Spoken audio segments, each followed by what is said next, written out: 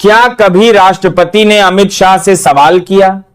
क्या गृह मंत्री से राष्ट्रपति जवाब मांग सकते हैं? संविधान क्या कहता है? पूरी सच्चाई। क्या भारत के राष्ट्रपति कभी देश के गृह मंत्री से सवाल पूछ सकते हैं? क्या राष्ट्रपति किसी मंत्री से जवाब या जानकारी मांग सकते हैं? क्या कभी राष्ट्रपति ने अमित शाह से सार्वजनिक रूप से कोई सवाल किया है? सोशल मीडिया पर चल रहे दावों में कितनी सच्चाई है? और आखिर संविधान इस पूरे मामले में क्या कहता है? आज हम इन सभी सवालों का जवाब तथ्यों और संविधान के आधार पर जानेंगे। हमारा उद्देश्य किसी पार्टी का समर्थन या विरोध करना नहीं है। हमारा उद्देश्य केवल संविधान और सार्वजनिक रूप से उपलब्ध तथ्यों के आधार पर सही जानकारी देना है। हाल के वर्षों में सोशल मीडिया पर कई तरह के दावे देखने को मिलते हैं। दोस्तों, अगर आप यहां तक वीडियो देख रहे हैं तो इसका मतलब है कि आप राजनीति को सिर्फ खबर नहीं, मुद्दा समझकर देख रहे हैं। अगर आपको लगता है कि ऐसी साफ और जमीनी बातें होनी चाहिए तो वीडियो को लाइक करें, सब्सक्राइब करें। कमेंट में जरूर बताइए कि आप हमें कहां से देख रहे हैं, क्योंकि आपकी भागीदारी ही इस चर्चा को मजबूत बनाती है। कहा जाता है कि राष्ट्रपति ने किसी मंत्री को फटकार लगाई तो कभी दावा किया जाता है कि राष्ट्रपति ने किसी बड़े फैसले पर सरकार से सबूत मांगे। ऐसे दावों को देखकर आम लोगों के मन में सवाल उठना स्वाभाविक है कि आखिर सच्चाई क्या है। सबसे पहले यह समझना जरूरी है कि भारत का शासन संविधान के अनुसार चलता है। राष्ट्रपति देश के संवैधानिक प्रमुख हैं, जबकि प्रधानमंत्री और मंत्रिपरिषद देश का दैनिक शासन चलाते हैं। गृह मंत्री भी मंत्रिपरिषद का हिस्सा होते हैं और उनका विभाग देश की आंतरिक सुरक्षा, कानून व्यवस्था से जुड़े केंद्रीय विषयों और कई महत्वपूर्ण प्रशासनिक मामलों को संभालता है। अब सबसे महत्वपूर्ण सवाल, क्या राष्ट्रपति सीधे गृह मंत्री अमित शाह से सार्वजनिक रूप से जवाब मांग सकते हैं? अब तक उपलब्ध सार्वजनिक रिकॉर्ड के अनुसार ऐसी कोई आधिकारिक घटना सामने नहीं आई है जिसमें राष्ट्रपति ने गृह मंत्री अमित शाह से सार्वजनिक रूप से सबूत मांगे हों या सार्वजनिक मंच पर उन्हें कोई निर्देश या फटकार दी हो। यदि भविष्य में ऐसा कोई आधिकारिक घटनाक्रम होता है तो उसकी जानकारी राष्ट्रपति भवन या सरकार की आधिकारिक सूचना के माध्यम से सामने आती है। इसका मतलब यह नहीं है कि राष्ट्रपति के पास कोई अधिकार नहीं है। संविधान राष्ट्रपति को सरकार से जानकारी प्राप्त करने का अधिकार देता है। व्यवहार में यह प्रक्रिया प्रधानमंत्री और मंत्रिपरिषद के माध्यम से चलती है और अधिकतर आधिकारिक संवाद सार्वजनिक नहीं किए जाते। यही कारण है कि सोशल मीडिया पर चलने वाले हर दावे को सच मान लेना सही नहीं है। किसी भी खबर पर विश्वास करने से पहले उसके आधिकारिक स्रोत और विश्वसनीय समाचार संस्थानों की पुष्टि करना आवश्यक है। अब सवाल उठता है कि यदि कोई महत्वपूर्ण विधेयक राष्ट्रपति के पास पहुंचता है तो क्या राष्ट्रपति उसे देखकर सवाल उठा सकते हैं? इसका उत्तर है कि साधारण विधेयक के मामले में राष्ट्रपति संविधान के तहत उसे पुनर्विचार के लिए संसद को लौटा सकते हैं। यदि संसद उसे दोबारा पारित करके भेज देती है तो फिर राष्ट्रपति को उस पर स्वीकृति देनी होती है।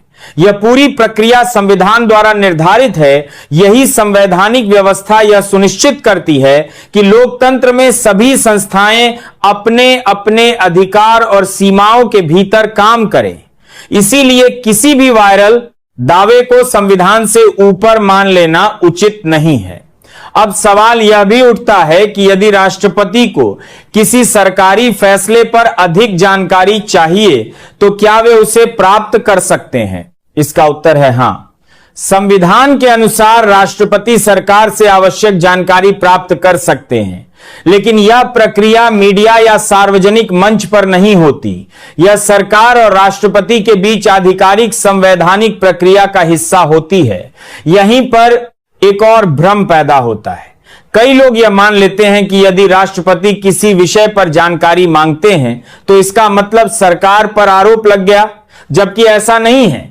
जानकारी मांगना और किसी पर आरोप लगाना दोनों बिल्कुल अलग बातें हैं। राष्ट्रपति का उद्देश्य यह सुनिश्चित करना होता है कि उन्हें किसी महत्वपूर्ण विषय की पूरी जानकारी उपलब्ध हो। अब बात करते हैं गृह मंत्री अमित शाह की। गृह मंत्री का पद देश के सबसे महत्वपूर्ण मंत्रालयों में से एक है। देश की आंतरिक सुरक्षा, केंद्रीय सुरक्षा बलों से जुड़े कई विषय, राज्यों के साथ समन्वय और अनेक प्रशासनिक जिम्मेदारियां गृह मंत्रालय के अंतर्गत आती हैं। लेकिन इसका यह अर्थ नहीं कि राष्ट्रपति सीधे सार्वजनिक रूप से गृह मंत्री से जवाब मांगते हैं। संवैधानिक व्यवस्था में सरकार सामूहिक रूप से काम करती है और राष्ट्रपति को जानकारी भी उसी संवैधानिक प्रक्रिया के माध्यम से उपलब्ध कराई जाती है। सोशल मीडिया पर कई बार ऐसे वीडियो वायरल हो जाते हैं जिनमें बड़े बड़े दावे किए जाते हैं, जैसे राष्ट्रपति ने गृह मंत्री को बुलाया, राष्ट्रपति ने सबूत मांगे, राष्ट्रपति ने सरकार को फटकार लगाई। लेकिन जब इन दावों की जांच की जाती है तो अक्सर पता चलता है कि उनके समर्थन में कोई आधिकारिक दस्तावेज, प्रेस विज्ञप्ति या विश्वसनीय समाचार स्रोत मौजूद नहीं होता। इसीलिए किसी भी वायरल वीडियो या पोस्ट को बिना जांचे परखे साझा करना सही नहीं है। लोकतंत्र में सही जानकारी उतनी ही महत्वपूर्ण है जितनी अभिव्यक्ति की स्वतंत्रता। यदि कोई दावा सच है तो उसके समर्थन में आधिकारिक बयान, सरकारी दस्तावेज या विश्वसनीय समाचार संस्थानों की रिपोर्ट अवश्य मिलती है। अब एक महत्वपूर्ण प्रश्न, क्या राष्ट्रपति किसी बिल को रोक सकते हैं? जब संसद कोई साधारण विधेयक पारित करके राष्ट्रपति के पास भेजती है, तब राष्ट्रपति उसे पुनर्विचार के लिए वापस भेज सकते हैं। यदि संसद उस विधेयक को फिर से पारित करके राष्ट्रपति के पास भेज देती है, तो संवैधानिक व्यवस्था के अनुसार राष्ट्रपति को उस पर स्वीकृति देनी होती है। इसलिए यह कहना कि राष्ट्रपति अपनी इच्छा से किसी भी बिल को हमेशा के लिए रोक सकते हैं, सही नहीं है। भारत का संविधान शक्तियों का संतुलन बनाए रखने के सिद्धांत पर आधारित है। संसद कानून बनाती है, सरकार उन्हें लागू करती है और न्यायपालिका संविधान की रक्षा करती है। राष्ट्रपति इस पूरी व्यवस्था के संवैधानिक प्रमुख हैं और उनकी भूमिका संविधान के अनुसार निर्धारित है। इसी कारण आज तक ऐसा कोई आधिकारिक सार्वजनिक रिकॉर्ड उपलब्ध नहीं है जिससे यह कोई स्ट्रांग है साबित हो कि राष्ट्रपति ने गृह मंत्री अमित शाह से किसी मामले में सार्वजनिक रूप से सबूत मांगे हो या उन्हें सार्वजनिक रूप से फटकार लगाई हो।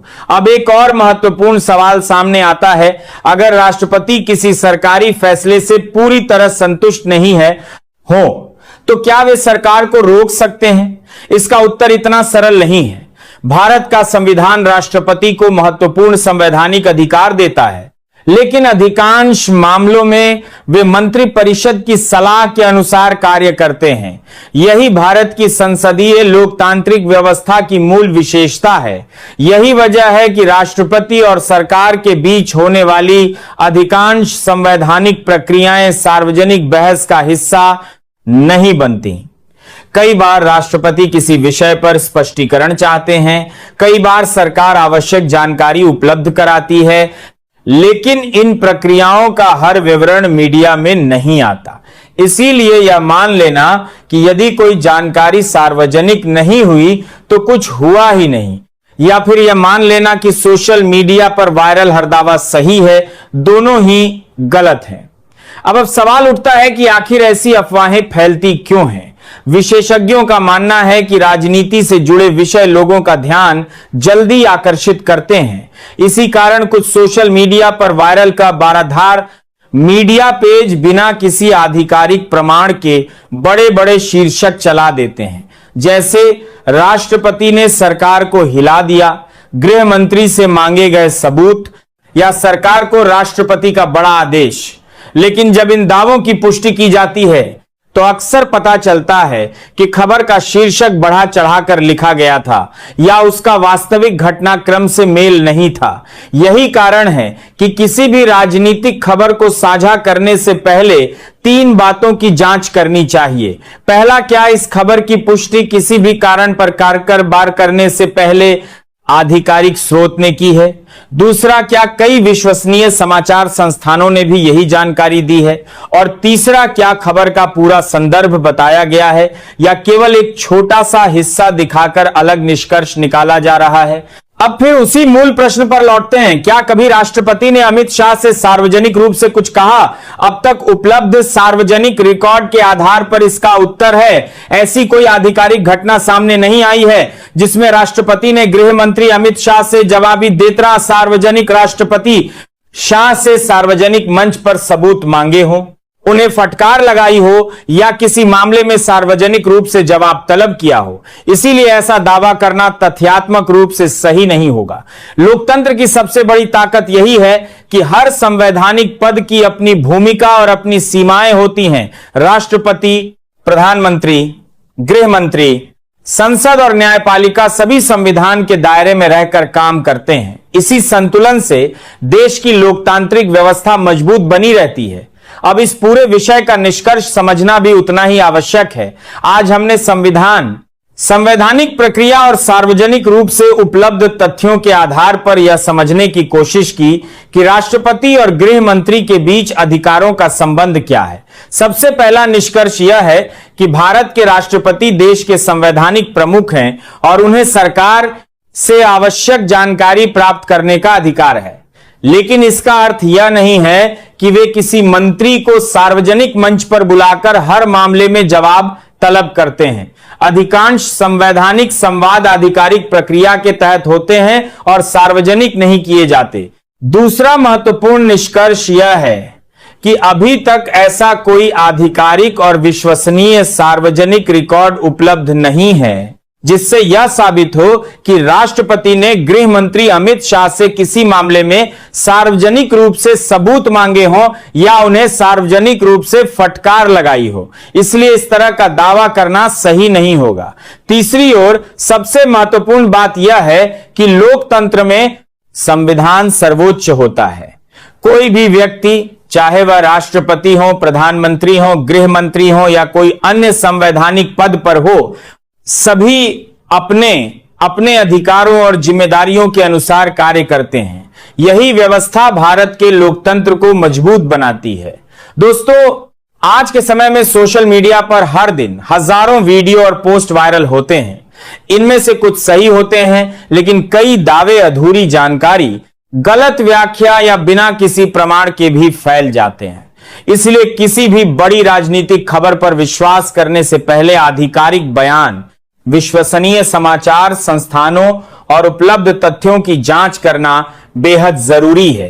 अगर भविष्य में इस विषय से जुड़ा कोई नया आधिकारिक घटनाक्रम सामने आता है तो दोस्तों, आज की इस विशेष रिपोर्ट में हमने जाना कि क्या भारत के राष्ट्रपति गृह मंत्री से जानकारी मांग सकते हैं। धन्यवाद।